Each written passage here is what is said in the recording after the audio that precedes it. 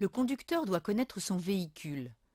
Des vérifications simples évitent parfois les mauvaises surprises. Avant de monter dans son véhicule, il est nécessaire d'en faire le tour.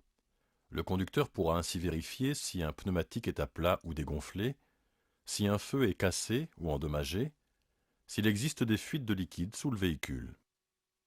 Le conducteur doit aussi vérifier l'espace libre autour de son véhicule avant de partir. Il détermine ainsi la présence d'obstacles tels que des bornes ou des véhicules stationnés par exemple. Une fois correctement installé, le conducteur doit se poser quelques questions simples. Les passagers ont-ils tous bouclé la ceinture? Les portières sont-elles bien fermées? Lors de la mise du contact, des cadrans et des voyants renseignent le conducteur sur les différents éléments du véhicule. Il doit en connaître la signification. Lorsque le moteur fonctionne, tous les voyants de couleur rouge doivent s'éteindre, excepté celui indiquant que le frein à main est en service. Si un de ces voyants s'allume en circulation, le conducteur doit s'arrêter sous peine d'endommager définitivement le véhicule. La couleur orange rappelle au conducteur des éléments de sécurité importants mais non dangereux. La couleur verte indique le fonctionnement des feux du véhicule. La couleur bleue attire l'attention du conducteur sur le fonctionnement des feux de route. Le conducteur doit savoir contrôler les niveaux du véhicule. Ce contrôle se fait régulièrement, environ tous les 1000 km ou tous les 15 jours. Pour une meilleure précision, il est conseillé de placer le véhicule sur un sol plat et d'attendre que le moteur soit froid. Le contrôle du niveau d'huile se fait à l'aide d'une jauge comportant des repères mini et maxi. Le niveau doit se situer près du repère maxi. Si nécessaire, il se complète avec une huile préconisée par le constructeur. Aujourd'hui, la plupart des véhicules récents sont équipés d'un cadran qui informe en permanence le conducteur sur l'état du niveau. Le contrôle du niveau du liquide de refroidissement se vérifie par transparence à travers un vase d'expansion. Le liquide doit se situer près du niveau maxi. Le niveau se complète avec du liquide approprié. Le niveau du liquide de frein se contrôle sur un petit réservoir translucide. Le liquide doit se situer au moins entre le mini et le maxi. En cas de baisse importante, il faut faire vérifier le système de freinage et effectuer les réparations nécessaires. Beaucoup de batteries, dites sans entretien, équipent les véhicules récents et ne nécessitent aucun contrôle particulier. Elles se reconnaissent par la mention sans entretien. Sur les batteries classiques, le niveau doit se situer environ 1 cm au-dessus des éléments. Pour faire la pointe, il ne faut rajouter que de l'eau déminéralisée. Le niveau du lave-glace se vérifie par transparence. En hiver, des liquides spécialement préparés permettent d'éviter le gel du liquide dans le réservoir. Les pneumatiques jouent un rôle essentiel dans la sécurité. La structure d'un pneumatique, c'est sa carcasse. Une multitude de câbles la compose. Ces câbles sont l'élément clé de la structure du pneu et lui permettent de résister à la pression. Il existe 3 types de structures. La structure diagonale, repérée par la lettre D, ou lorsque le pneu ne comporte aucune indication. La structure diagonale ceinturée, repérée par la lettre B, ou les mots bias belted. Mais la structure radiale est la plus courante et équipe la majorité des véhicules. Elle est repérée par la lettre R ou le mot radial. Le type du pneumatique est indiqué sur son flanc. Il s'agit de la marque du fabricant, de la dimension, de la structure, de la catégorie de vitesse, de l'indice de capacité de charge, le mot tubeless pour les pneus sans chambre à air et la date de fabrication. À retenir, les 4 pneumatiques doivent être de structure identique sur les 4 roues et de type identique sur un même essieu, c'est-à-dire sur les roues avant ou arrière. Les sculptures sont les rainures ou les dessins de la bande de roulement. Elles facilitent l'évacuation de l'eau. Elles doivent être apparentes sur toute la surface de la bande de roulement et ne pas avoir une profondeur inférieure à 1,6 mm. N'attendez pas ce seuil pour le remplacer. Des indicateurs placés sur l'épaule du pneumatique permettent au conducteur de repérer les témoins d'usure. Il peut s'agir d'un triangle, d'un symbole du fabricant ou des lettres TWI. Ils sont constitués par des bossages situés à l'intérieur des rainures de la bande de roulement. Le conducteur peut ainsi estimer aisément l'usure du pneumatique. Enfin, sachez que pour une bonne tenue de route, les pneumatiques d'un même essieu doivent avoir une usure à peu près identique. La différence entre la profondeur des rainures principales ne doit pas dépasser 5 mm. Le pneu est le seul point de contact avec le sol et de ce fait, il doit guider, porter la charge, amortir, transmettre, rouler et durer. Son entretien est donc indispensable. La pression se vérifie environ une fois par mois, particulièrement avant un trajet à haute vitesse ou en cas de charge importante. Cette vérification s'effectue à froid ou lorsque les pneus ont peu roulé. Les pressions de gonflage préconisées par le constructeur se situent dans la notice d'utilisation du véhicule. Elles sont souvent répétées sur une étiquette placée à l'intérieur de la porte du conducteur ou de la trappe à carburant. Une pression correcte assure sécurité et longévité du pneumatique. A l'inverse, le sous-gonflage entraîne une usure plus rapide, une surconsommation du carburant, un échauffement anormal risquant d'entraîner un éclatement. La pression joue donc un rôle majeur dans la tenue de route du véhicule en optimisant la qualité du contact au sol. Outre la pression, l'aspect général du pneumatique doit être correct. Il ne doit comporter ni déchirures, ni déformations importantes et ne laisser apparaître aucune toile. De plus, une usure plus prononcée sur un côté indique un défaut de parallélisme. Le véhicule tire alors plus à droite ou plus à gauche. En cas de changement de pneumatique, la valve est changée car elle assure l'étanchéité. L'équilibrage des pneus doit être fait pour éviter les vibrations. Les pneumatiques neufs se montent à l'arrière car ils maintiennent l'équilibre de l'adhérence. L'hiver, conduire par temps de neige ou de verglas est difficile.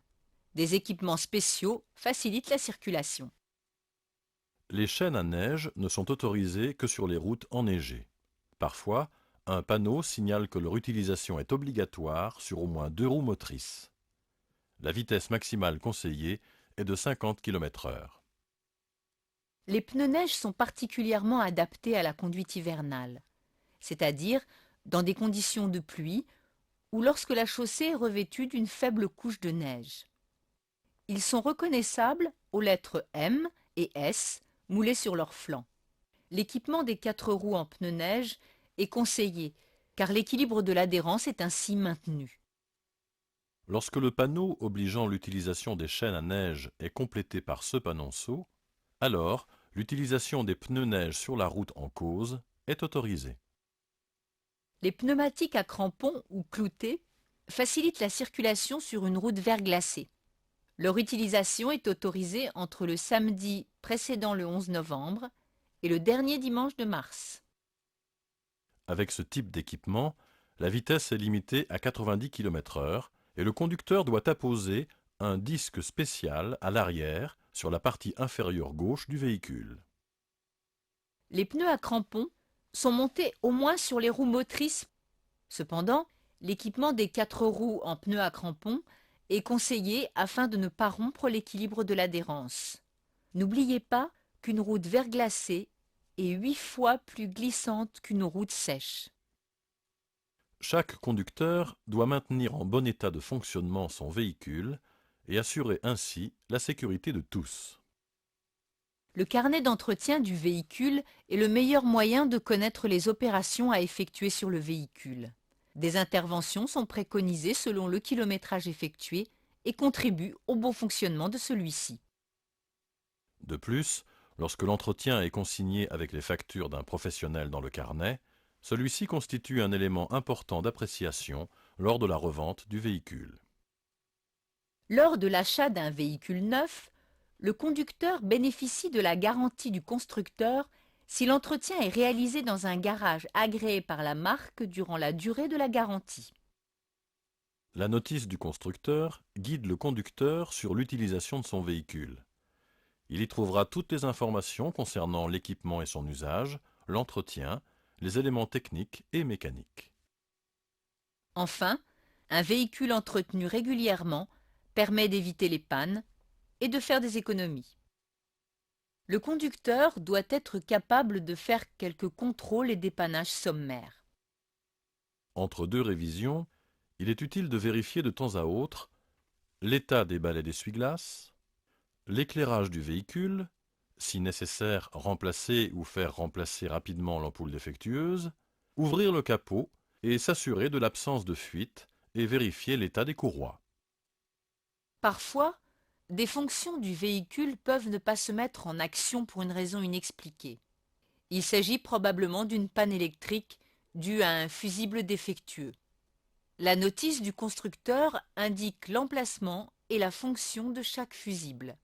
Leur emplacement est expliqué et est généralement assez simple. Avec méthode, un conducteur peut changer une roue suite à une crevaison. Avant de s'arrêter, il faut choisir un sol dur et de préférence plat en dehors de la chaussée. Rouler à faible allure sur quelques dizaines de mètres n'endommage pas un pneu dégonflé. Il ne faut pas oublier d'allumer les feux de détresse pour prévenir les autres usagers. Si le véhicule empiète sur la chaussée, le conducteur doit maintenir les feux de détresse durant le temps du remplacement de la roue. Il peut compléter la signalisation du véhicule en plaçant un triangle de présignalisation. Sur autoroute, la manœuvre est plus délicate due à la vitesse élevée des autres véhicules. Le conducteur allume au plus tôt les feux de détresse et rejoint la bande d'arrêt d'urgence. Il dégage le véhicule au maximum de la chaussée ou, s'il le peut, se dirige vers un arrêt d'urgence ou une aire de service. Une fois le véhicule arrêté, il ne faut pas oublier de serrer le frein à main. Pour plus de sécurité, le conducteur peut enclencher la première vitesse et caler la roue opposée si le terrain est en pente. Pour changer la roue, procédez dans l'ordre suivant. Sortir le nécessaire de dépannage tels que le cric, clé et roue de secours. Retirer l'enjoliveur s'il existe et débloquer les écrous.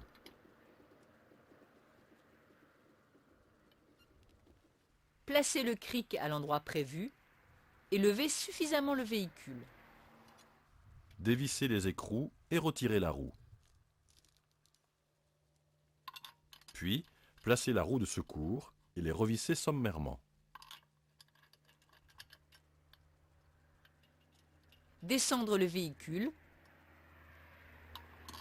et bloquer les écrous avec la clé. Puis ranger la roue crevée dans son logement avec le matériel. Après quelques kilomètres, le conducteur doit vérifier le serrage de la roue remplacée ainsi que la pression.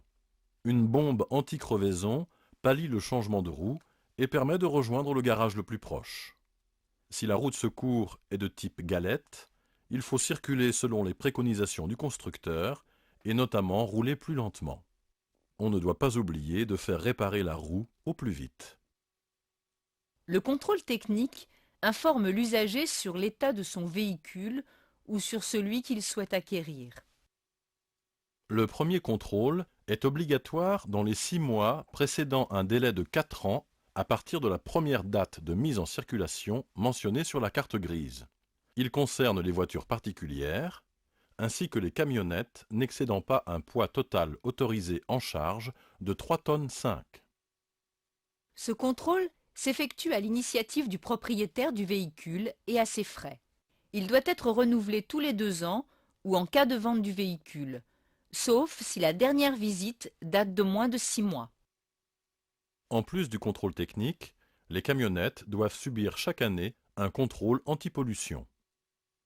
Le contrôle technique porte sur la vérification sans démontage de 125 points de contrôle dont de nombreux sont soumis à réparation et font l'objet d'une contre-visite. Si le véhicule en fait l'objet, il doit être réparé et présenté dans les 2 mois. Le véhicule est divisé en 10 parties, numérotées de 0 à 9, et constituant les fonctions essentielles de ce dernier. Chaque défaut constaté est consigné et imprimé sur le procès-verbal de contrôle. À l'issue de la visite technique, le contrôleur remet au propriétaire le procès-verbal de la visite technique décrivant les contrôles effectués et les défauts constatés.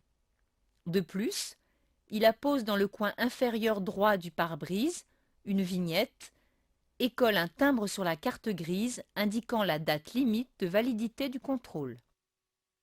Lors d'un contrôle routier, le procès-verbal de contrôle technique ou le timbre apposé sur la carte grise constitue la preuve de la réalisation de la visite technique. Être à l'aise pour conduire est essentiel pour avoir une bonne visibilité et agir rapidement sur les commandes. Le conducteur commence par régler la distance de son siège par rapport aux pédales et en hauteur si cela est prévu. Il doit pouvoir débrayer à fond, la jambe restant légèrement fléchie et le talon au sol. Ensuite, il règle l'inclinaison du dossier, de l'appui-tête, de la hauteur et de la profondeur du volant. Ainsi, il doit pouvoir atteindre le haut du volant sans décoller le dos du dossier, les bras étant légèrement fléchis pour une tenue normale. L'appui-tête vient appuyer le haut du crâne et non la nuque. Une fois installé, le conducteur règle les rétroviseurs.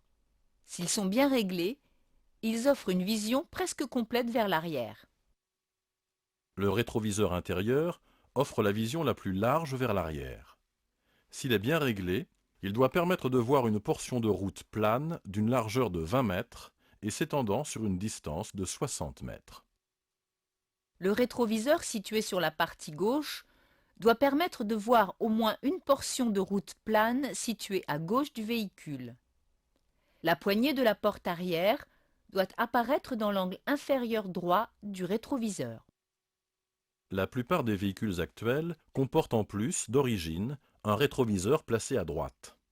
La poignée de la porte arrière doit apparaître dans l'angle inférieur gauche du rétroviseur.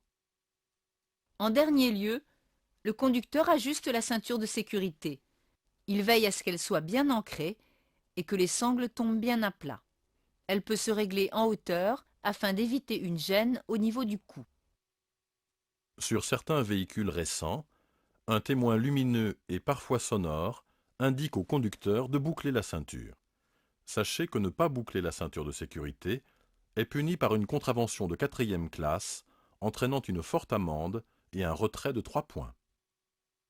Tous les passagers d'un véhicule doivent utiliser une ceinture de sécurité ou un dispositif adapté. Le conducteur doit s'assurer que la disposition des passagers ne constitue pas une gêne. Il lui appartient de placer à l'avant les personnes de grande taille ou de forte corpulence. De plus, il doit respecter le nombre maximal figurant sur la carte grise.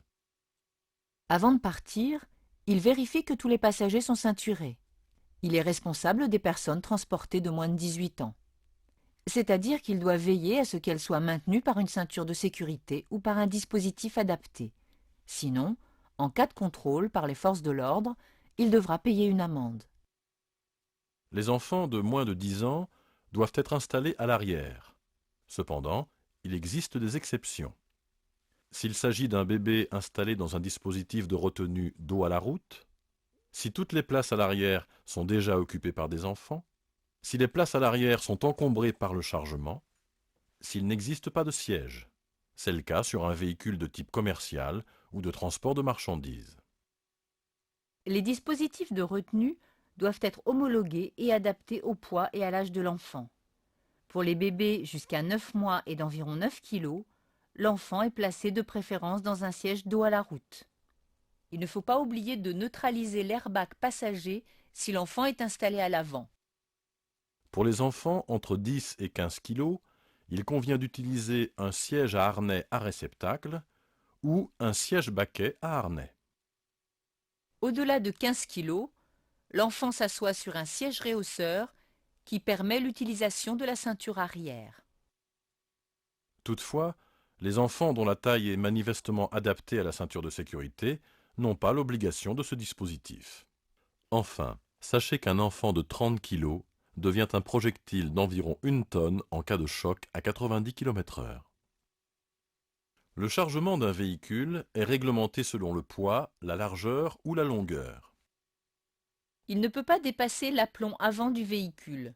Il peut dépasser l'arrière du véhicule dans une limite de 3 mètres et s'entraîner sur le sol. Au-delà d'1 mètre, le chargement doit être signalé par un dispositif réfléchissant et émettant une lumière rouge la nuit.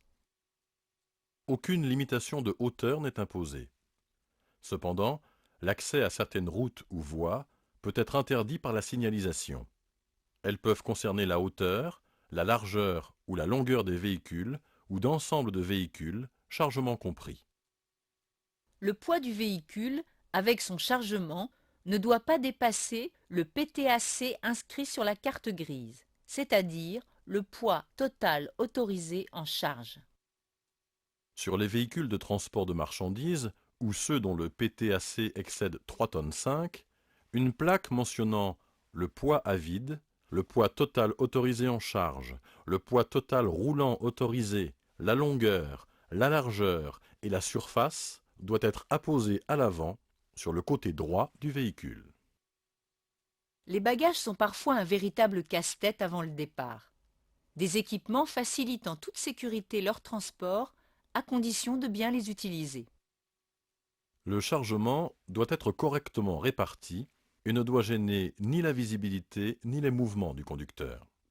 Les objets lourds doivent être placés au plus bas, leur meilleure place est bien sûr dans le coffre. Aucun objet ne doit être posé sur la plage arrière. Ils masquent la visibilité et en cas de freinage brusque, ils deviennent des projectiles dangereux. Les barres de toit sont une solution pratique pour transporter des bagages. Le conducteur doit respecter les préconisations du constructeur sur le positionnement des barres ainsi que la charge admissible sur le toit du véhicule. Le coffre de toit protège les bagages et offre un volume de chargement intéressant. Là aussi, il faut respecter les indications de poids à la fois du coffre et du constructeur. Pensez à votre hauteur avant de vous engager dans un parking ou dans un tunnel. La plupart des porte-vélos vendus dans le commerce permettent de transporter facilement et en toute sécurité des vélos. Le conducteur doit respecter des règles évidentes de sécurité telles que respecter le poids et le nombre de vélos, ne pas masquer l'immatriculation du véhicule, ne pas masquer les feux de signalisation. Lorsque la plaque d'immatriculation ou les feux du véhicule sont masqués par le chargement, le conducteur doit rajouter une plaque supplémentaire ou une rampe d'éclairage ou l'ensemble de ces deux dispositifs. Les réactions d'un véhicule chargé peuvent surprendre. Quelques règles simples sont à connaître. Avant de partir, il faut vérifier la pression des pneumatiques et régler ou faire régler la hauteur du faisceau lumineux. Enfin, sachez que le poids modifie les réactions du véhicule. La maîtrise du freinage est différente. Les accélérations sont moins bonnes, la suspension s'écrase, ce qui altère la tenue de route, notamment dans les virages. Les remorques ou les caravanes ont un équipement obligatoire qu'il faut connaître. Chaque remorque ou chaque caravane doit porter une plaque d'immatriculation. Si le poids dépasse 500 kg, elle doit porter sa propre plaque conformément à la carte grise. Lorsque le poids n'excède pas 500 kg, la plaque doit reproduire l'immatriculation du véhicule tracteur. Elle peut être amovible. En plus de l'immatriculation, une plaque du constructeur est obligatoire. Pour les remorques, une plaque de poids et de surface indique le poids à vide, le poids total autorisé en charge, la longueur, la largeur et la surface. Elle est apposée à l'avant, sur le côté droit. L'éclairage avant doit comporter deux dispositifs réfléchissants blancs. Si la largeur excède 1,60 m ou si la remorque ou la caravane excède de 0,20 m la largeur de la voiture, deux feux de position blanc ou jaune sont alors obligatoires. L'éclairage arrière comprend deux dispositifs réfléchissants rouges, triangulaires et une rampe d'éclairage complète. Lorsque le poids n'excède pas 500 kg, les feux stop et les clignotants sont obligatoires seulement s'ils masquent les feux du véhicule tracteur. Sur les côtés, un ou deux dispositifs réfléchissants orange et des feux d'encombrement émettant une lumière blanche vers l'avant et rouge vers l'arrière si la largeur excède 2,10 m sont obligatoires. Ces feux peuvent également équiper les remorques ou les caravanes dont la largeur est comprise entre 1,80 m et 2,10 m. Un triangle de présignalisation est obligatoire pour les remorques ou les caravanes dont le poids excède 500 kg.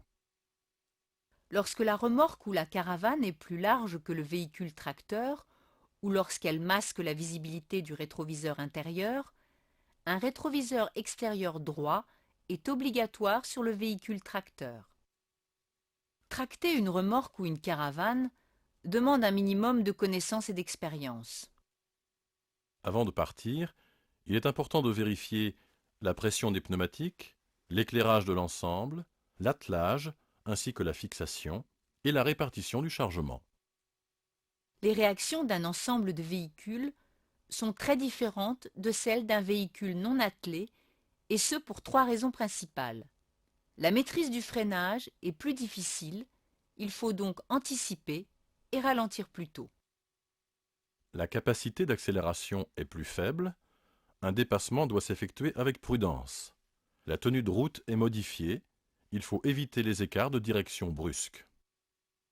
La mise en lacet est un phénomène qui concerne principalement les ensembles véhicules plus caravanes. La caravane se met à osciller et peut zigzaguer jusqu'au renversement.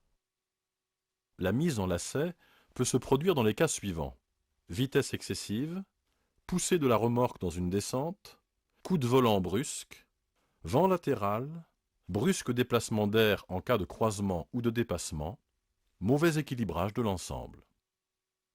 Le conducteur peut en détecter les signes par de petits coups de boutoir de la caravane sur la voiture, de légères pertes d'adhérence des roues avant et une direction plus molle.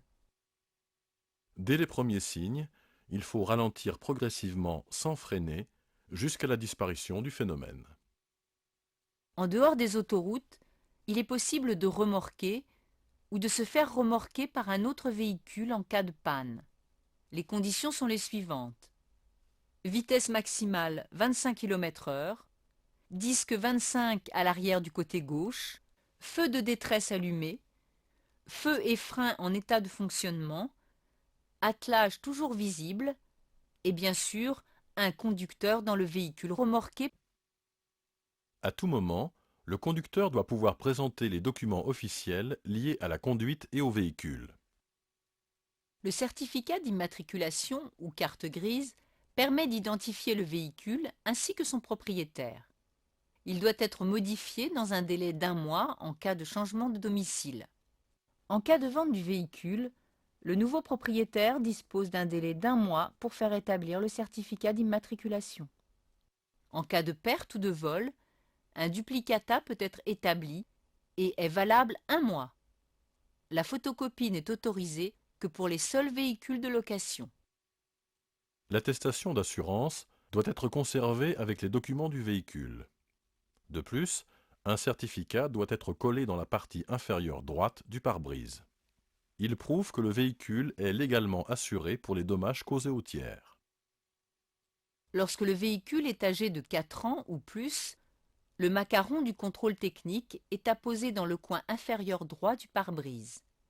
Le procès-verbal du contrôle technique ou le timbre apposé sur la carte grise constitue la preuve de la validité du contrôle. La pastille verte identifie les véhicules contribuant à la limitation de la pollution atmosphérique. En cas de pic de pollution, elle autorise la circulation des véhicules munis de ce signe distinctif.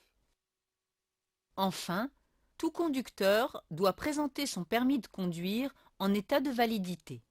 Un élève conducteur doit présenter son livret d'apprentissage quand il est dans le cadre de la conduite accompagnée et lors des leçons de conduite. La non-présentation des documents entraîne une amende et une obligation de présentation dans les 5 jours. Passé ce délai, Le conducteur sera à nouveau sanctionné. Le conducteur doit être titulaire d'un permis de conduire en état de validité pour circuler avec un véhicule. L'acuité visuelle minimale, après correction, est de 5/10 pour l'ensemble des deux yeux. Si un œil a une acuité nulle ou inférieure à 1/10, l'autre œil doit avoir au moins 6/10. Le port de lentilles ou de lunettes correctrices est alors mentionné sur le permis de conduire. Un examen médical est parfois obligatoire suite à certaines maladies ou handicaps physiques. Il l'est aussi pour l'obtention des catégories EB, C, EC, D et ED. La catégorie B correspond aux véhicules automobiles dont le poids ne dépasse pas 3,5 tonnes. Le véhicule peut être affecté au transport de personnes avec un maximum de 9, conducteurs compris, ou au transport de marchandises. Une remorque peut être attelée dès lors qu'elle n'entraîne pas le classement dans la catégorie EB. Le permis peut être obtenu à partir de 18 ans. La catégorie B donne par équivalence la sous-catégorie B1 et la sous-catégorie A1, mais seulement après 2 ans d'ancienneté. La sous-catégorie B1 correspond au tricycle à moteur dont la puissance n'excède pas 15 kW et dont le poids à vide ne dépasse pas 550 kg ou au quadricycle lourd. Le permis peut être obtenu à partir de 16 ans. Il ne donne aucune équivalence. La catégorie EB correspond aux véhicules de la catégorie B attelés d'une remorque dont le poids est supérieur à 750 kg. Elle est obligatoire lorsque le poids total autorisé en charge de la remorque est supérieur au poids à vide du véhicule tracteur, ou lorsque la somme des poids, c'est-à-dire le PTAC de la remorque plus le PTAC du véhicule tracteur, dépasse 3,5 tonnes. Le permis peut être obtenu à partir de 18 ans, à condition d'être titulaire de la catégorie B. À chaque type de véhicule correspond une catégorie de permis de conduire. Les catégories A1 et A permettent de conduire des motos. La sous-catégorie A1 concerne les motocyclettes légères dont la cylindrée n'excède pas 125 cm3 et dont la puissance est limitée à 15 chevaux ou 11 kW. Le permis peut être obtenu à partir de 16 ans ou après 2 ans d'ancienneté du permis catégorie B. La sous-catégorie A1 donne la sous-catégorie B1. La catégorie A concerne toutes les motos, avec ou sans sidecar. Le permis peut être obtenu dès 18 ans, mais le conducteur reste limité à une machine d'une puissance de 34 chevaux ou 25 kW pendant 2 ans. Par contre, dès 21 ans, le conducteur peut accéder à une machine d'une puissance de 100 chevaux ou 73,6 kW. La catégorie A donne les sous-catégories A1 et B1. La catégorie C permet de conduire les véhicules isolés de transport de marchandises dont le poids total autorisé en charge excède 3,5 tonnes. Une remorque peut être attelée dès lors qu'elle ne dépasse pas un poids de 750 kg. Le permis s'obtient dès 18 ans à condition d'être titulaire de la catégorie B. Il ne donne aucune équivalence. La catégorie EC concerne les véhicules de la catégorie C attelés d'une remorque dont le poids est supérieur à 750 kg. Le permis peut être obtenu dès 18 ans, à condition d'être titulaire des catégories B et C. La catégorie EC donne les catégories EB et ED si le conducteur est titulaire de la catégorie D. La catégorie D permet de conduire les véhicules affectés au transport de plus de 9 personnes ou comportant plus de 9 places assises. Une remorque peut être attelée dès lors qu'elle ne dépasse pas un poids de 750 kg. Le permis s'obtient dès 21 ans, à condition d'être titulaire de la catégorie B. Il ne donne aucune équivalence. La catégorie ED concerne les véhicules de la catégorie D attelés d'une remorque dont le poids est supérieur à 750 kg. Le permis s'obtient dès 21 ans, à condition d'être titulaire de la catégorie B et D. La catégorie ED donne la catégorie EB. La conduite rationnelle est une conduite préventive. Elle intègre le respect de l'environnement, des règles de conduite et des autres usagers. Tout d'abord, un véhicule sûr est un véhicule entretenu. Le conducteur doit le vérifier ou le faire vérifier régulièrement et effectuer les réparations nécessaires. Il évite ainsi les brusques défaillances mécaniques qui peuvent, dans le pire des cas, provoquer un accident. Le conducteur doit raisonnablement charger son véhicule en respectant les indications du constructeur. Le chargement doit être correctement réparti et arrimé. Le conducteur ne doit pas oublier d'en vérifier régulièrement la fixation. Dans le véhicule, il est utile d'avoir un peu d'outillage et d'objets utiles pour pouvoir se dépanner. Il s'agit du nécessaire pour changer une roue, d'une boîte d'ampoule, de fusibles, d'une lampe de poche, d'un chiffon, d'un carnet de constat amiable, d'une trousse de premier secours. Cette liste n'est pas close. Le conducteur l'adapte selon ses besoins et son voyage. Le conducteur doit savoir utiliser correctement son véhicule pour en tirer le meilleur parti. Pour cela, il faut utiliser les vitesses selon l'effort demandé, éviter les accélérations intempestives, les freinages et les pointes de vitesse inutiles. Avant de partir pour un long trajet, il faut préparer l'itinéraire, c'est-à-dire choisir le trajet, les pauses, les étapes et savoir s'informer sur la circulation routière. Conduire demande de la concentration et de la vigilance. C'est pourquoi il faut partir reposé. Être en forme, c'est aussi éviter l'alcool, les repas copieux, les médicaments incompatibles avec la conduite et tout ce qui contribue à la baisse de la vigilance.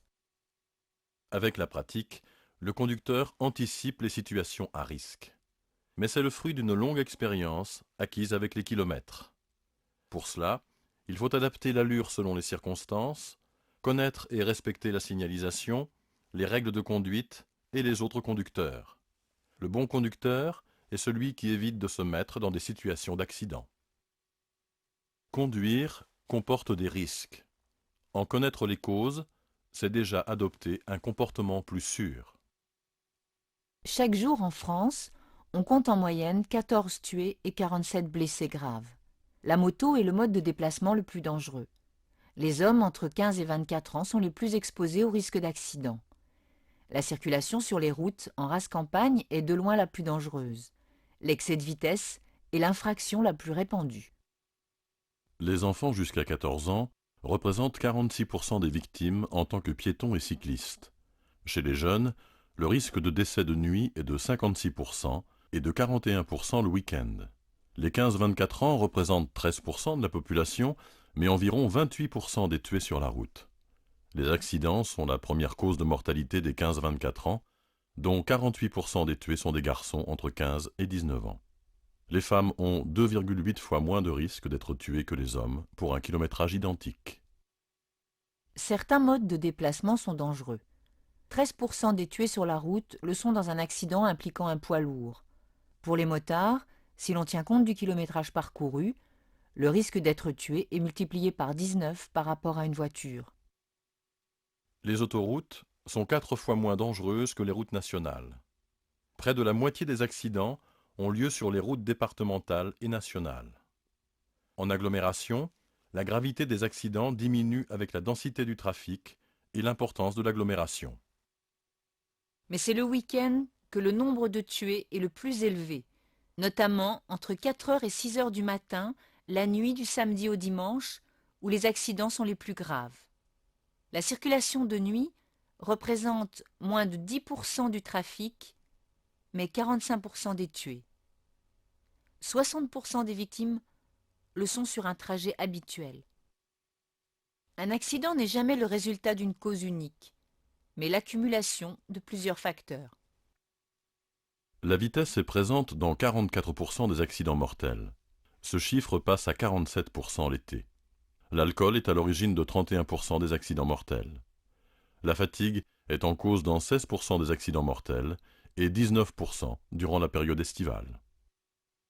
Les infractions les plus fréquemment constatées lors d'un accident sont la conduite en état d'ivresse, le dépassement des limitations de vitesse, l'utilisation du téléphone portable, le non-port de la ceinture de sécurité, le non-respect de la distance de sécurité.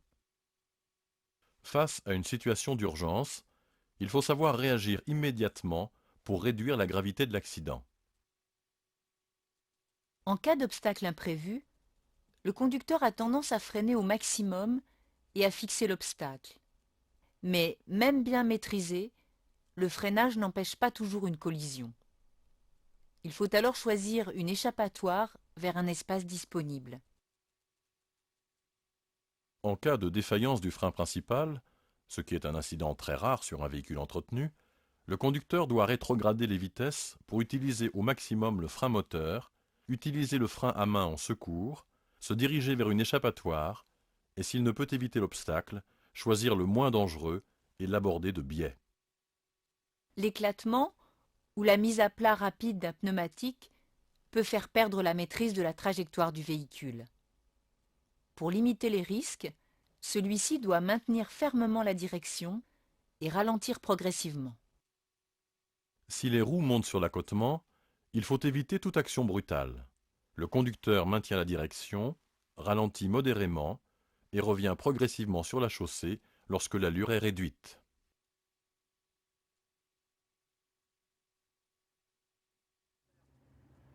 La circulation dans les tunnels routiers est soumise à des règles et des restrictions de circulation particulières. Cette expérience n'est pas banale. Elle est considérée comme éprouvante par près d'un conducteur sur 5.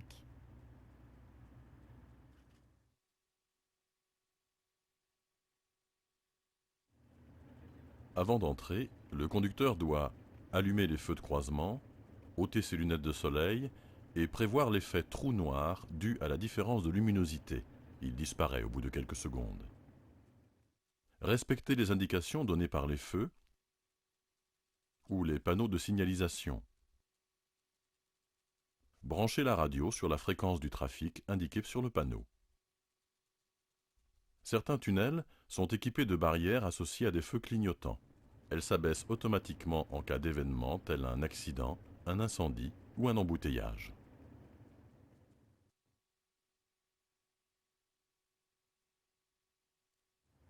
Dans le tunnel, il faut observer les règles de circulation suivantes. Respecter les distances de sécurité précisées par le panneau. Respecter la vitesse, elle peut être limitée ou imposée.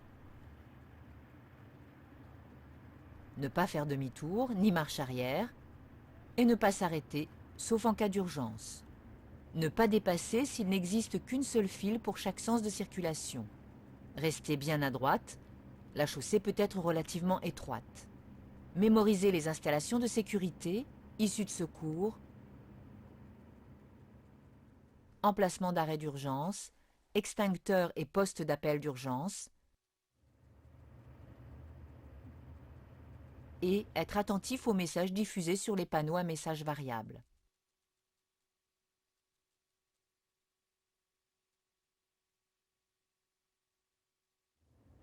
En cas de panne ou d'accident, le conducteur observe la procédure suivante.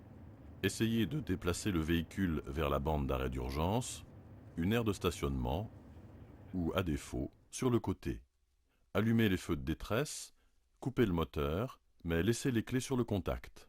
Quittez le véhicule et demandez de l'aide depuis une niche de secours. L'appel sera alors automatiquement localisé et déclenchera la mise en œuvre de mesures de sécurité comme l'activation de la vidéo, la réduction de la vitesse, voire la fermeture du tunnel.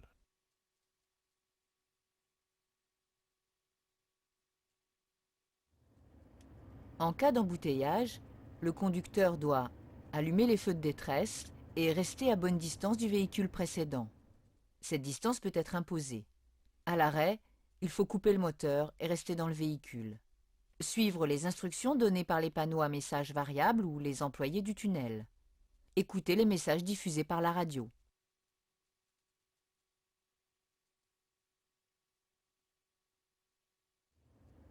L'incendie est le risque majeur dans un tunnel dû à la toxicité des fumées et aux fortes températures. Il faut appliquer la procédure suivante. Si votre véhicule est en feu, conduisez-le hors du tunnel si possible. Sinon, le conducteur le range sur le côté, coupe le moteur et quitte le véhicule immédiatement. Demandez de l'aide depuis un poste de sécurité et essayez d'éteindre le feu avec un extincteur disponible. En cas d'impossibilité, se diriger vers une issue de secours.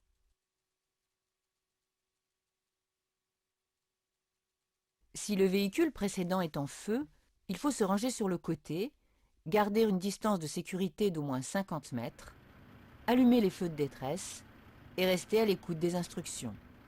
Si les fumées ou le feu sont nettement visibles, dans tous les cas, il faut se diriger vers les issues de secours qui, seules, garantissent une protection efficace.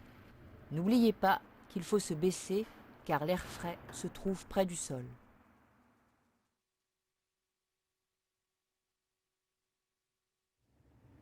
Enfin, le conducteur doit prévoir de ne pas être ébloui à la sortie du tunnel. Un conseil simple, baissez le pare-soleil, particulièrement si la lumière est vive. La sortie du tunnel coïncide aussi au retour des règles générales de circulation.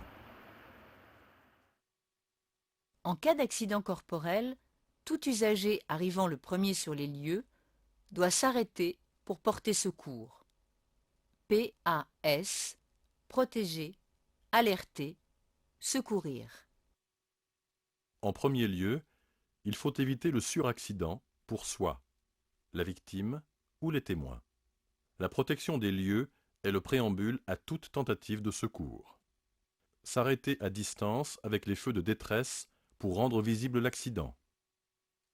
Baliser les lieux avec un triangle de présignalisation ou par une autre personne faisant des signaux d'alerte. Couper le contact et ne pas fumer à proximité du véhicule. Assurer la stabilité en passant une vitesse, en serrant le frein à main ou en calant le véhicule.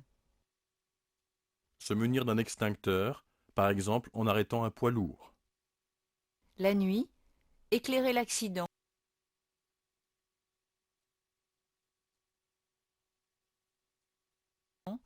et faire des signes avec une lampe. Adapté. Le message doit être détaillé et précis. Le 15 met en relation avec le service de régulation médicale. Un médecin regroupe les appels de tout le département. Le 17 met en relation avec la police ou la gendarmerie. Le 18 met en relation avec les sapeurs-pompiers et le 112 via un téléphone portable. Tous ces numéros sont gratuits et interconnectés et peuvent être faits d'une cabine publique, chez un riverain, d'un portable. Il faut préciser calmement le lieu précis de l'accident, le nombre et l'état des blessés, le nombre et le type de véhicule, les risques tels que l'incendie, l'immersion ou ceux liés au transport de matières dangereuses, en notant les numéros figurant sur la plaque orange. Attendez. Certains gestes simples sont à connaître et d'autres à éviter. Tout usager peut, en attendant les secours, couvrir un blessé, le réconforter. Il ne faut jamais déplacer un blessé, sauf en cas d'incendie ou de noyade, ni lui donner à boire ou retirer le casque d'un motocycliste.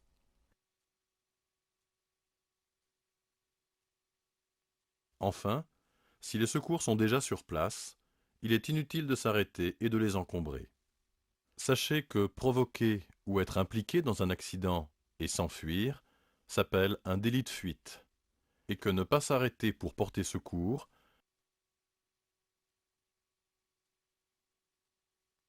le moyen le plus simple pour régler un accident matériel est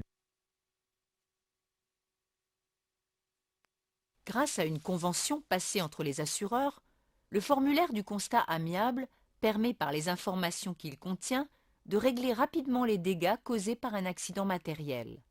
Un constat amiable bien rempli accélère le traitement.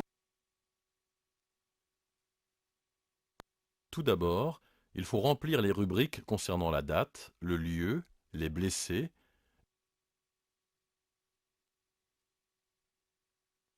Ensuite, chaque conducteur remplit les rubriques dans les colonnes A ou B.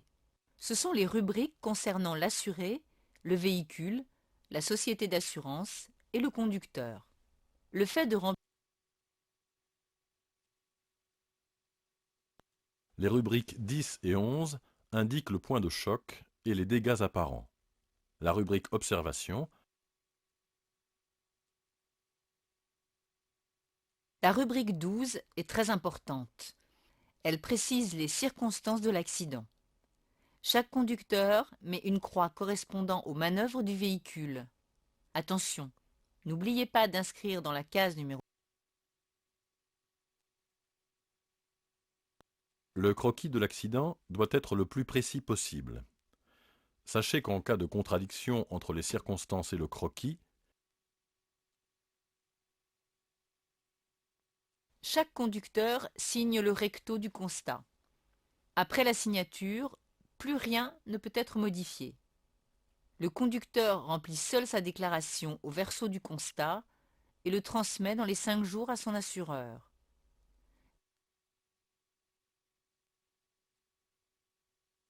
le constat amiable est identique dans chaque pays de la communauté européenne, seule la langue change. En cas de carambolage, il faut Si l'autre conducteur refuse de signer le constat, envoyez néanmoins ce dernier à votre assureur. Notez l'immatriculation du véhicule, les informations du certificat d'assurance